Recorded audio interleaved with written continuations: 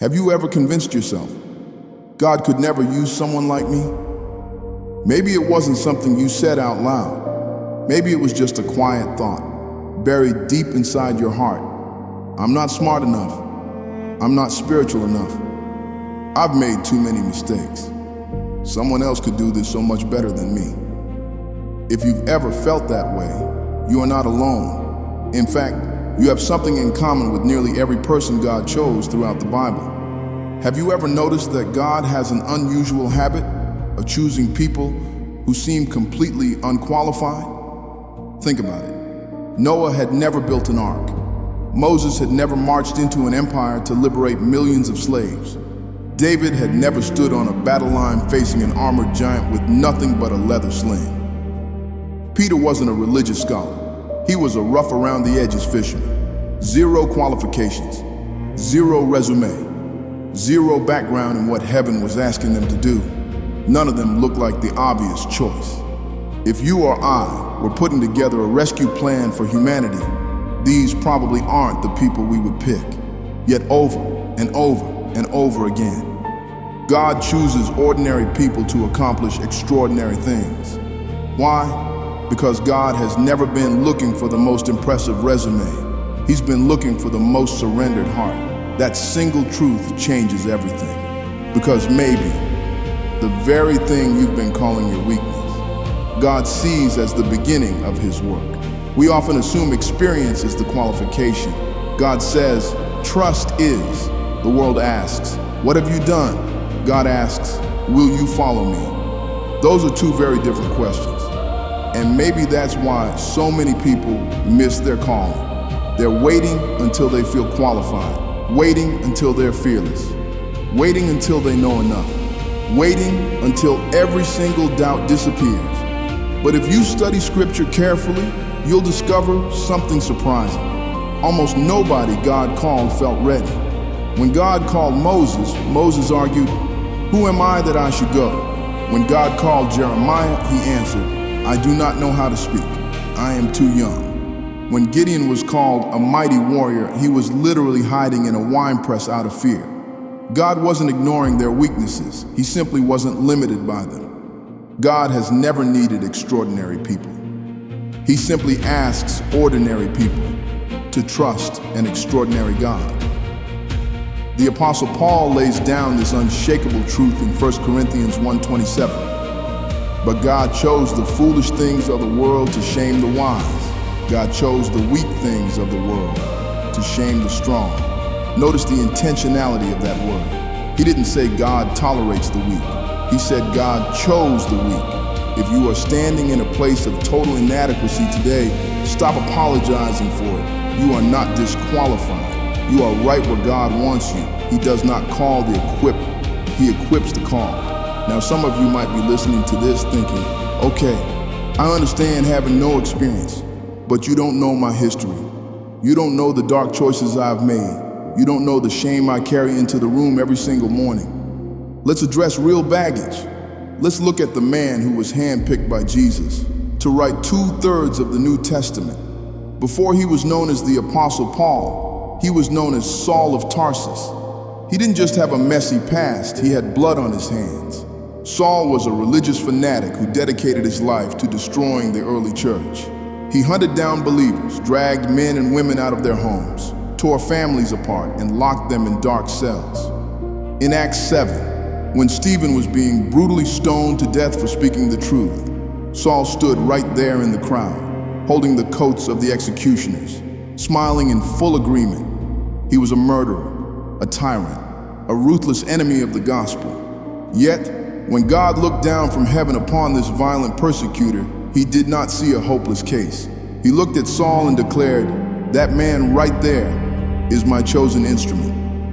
How does the mind comprehend that? How does a tyrant become the greatest missionary the world has ever seen? The answer is not that Saul suddenly turned over a new leaf and earned his way into God's good graces.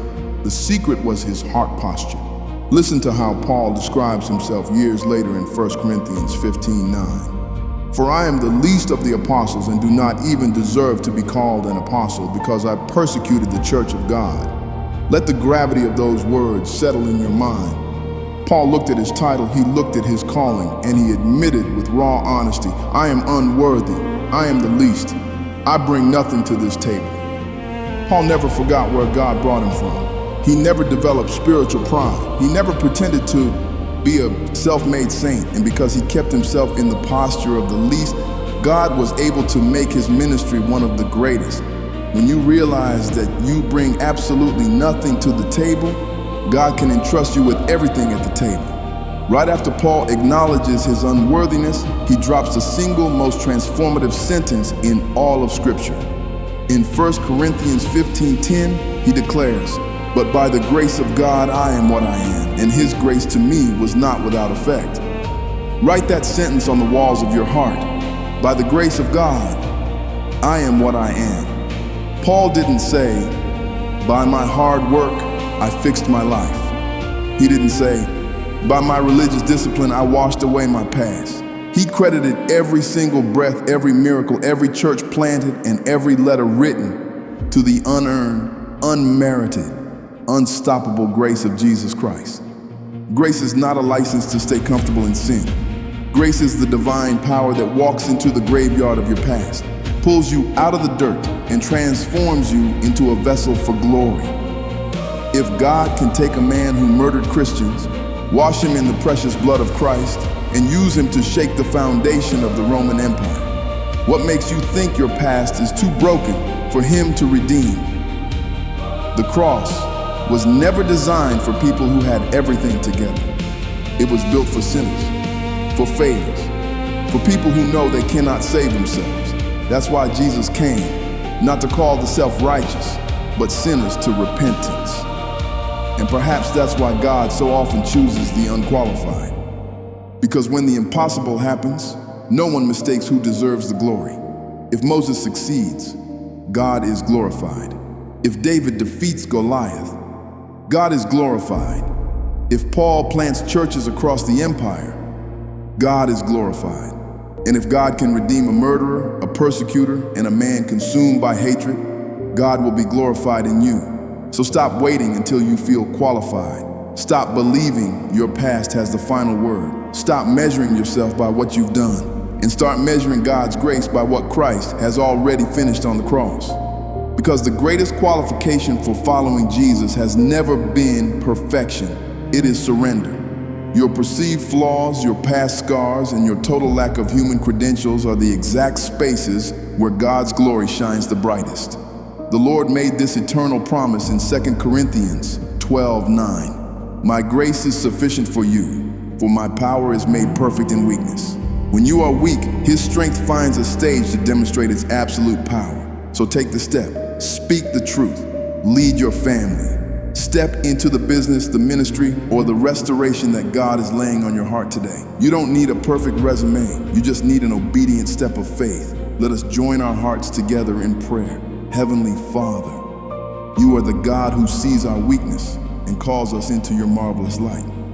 Lord, right now, I pray for the person listening to this message who feels completely unqualified, the one who feels trapped by the guilt of their past, or overwhelmed by their lack of strength. Father, break the heavy chains of shame today. Remind them that your grace is infinitely larger than their history, that the blood of Jesus has canceled every debt, and that you do not choose the strong, but you make the weak strong in you. Fill them with supernatural courage to step forward, take their brokenness, take their inadequacy, and use it as a powerful testimony of your redeeming love. In the holy, mighty, and matchless name of Jesus Christ, we pray. Amen. My friends, do not let fear keep you from the divine calling God has set before you. Lean into his grace, trust his word, and keep walking forward. If this message encouraged your spirit today, please save this video, leave an amen in the comments, and subscribe to Battle Tested Faith to join our community. Let's stand together in the unshakable truth of God's word. Thank you for watching. May the Lord bless you, keep you, and give you bold confidence in his grace as you walk with him today.